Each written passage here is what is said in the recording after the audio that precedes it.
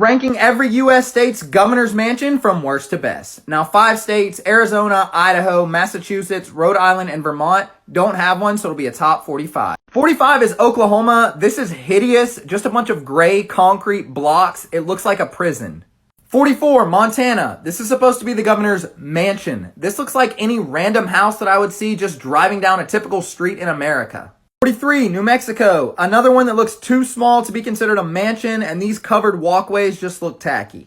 42, Michigan. Oh look, another one where the word mansion is an absolute lie. Side note, they do have a separate summer house that is much larger, but this is the primary residence. 41, Wyoming. Another just regular looking house with nothing special about it.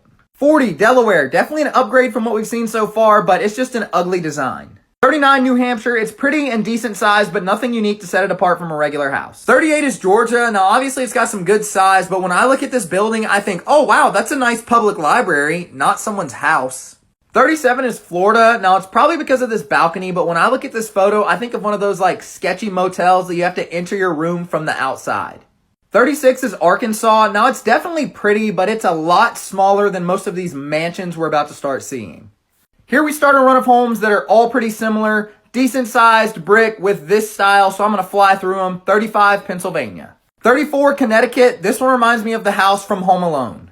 33, Nebraska, a little more eccentric with the pillars in the front. 32, Tennessee. I like how the outsides kind of jut out a little bit. 31, Maryland, by far the largest home of this style and also has a gorgeous lawn area.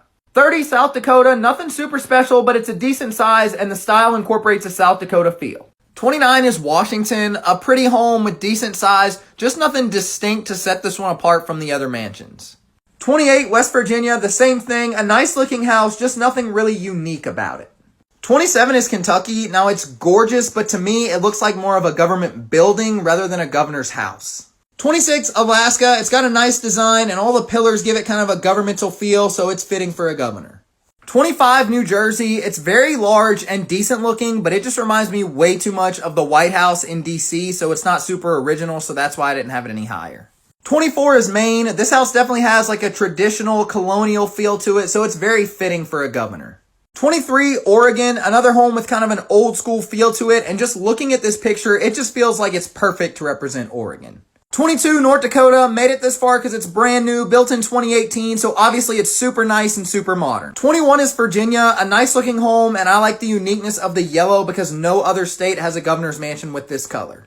Here we start a run of homes that look pretty similar, the all white style and the pillars out front, a pretty look and certainly feels governmental. 20th is Wisconsin. 19, Louisiana, I like how the pillars go around the entire home on this one.